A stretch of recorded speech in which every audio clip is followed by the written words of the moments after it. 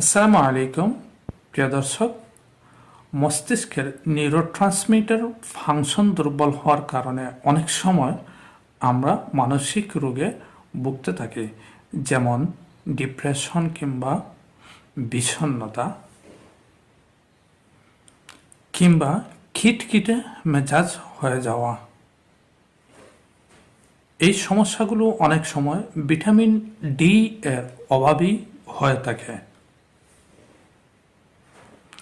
তাছাড়া vitamin D এর অভাবে শরীরে ইমিউন সিস্টেম দুর্বল হয়ে রোগ প্রতিরোধ ক্ষমতা লোপ পায়। তাছাড়া হাড় এবং পেশি দুর্বলতা দেখা দিতে পারে ভিটামিন ডি এর অভাবজনিত কারণে। ধন্যবাদ, ভালো থাকবেন, সুস্থ থাকবেন।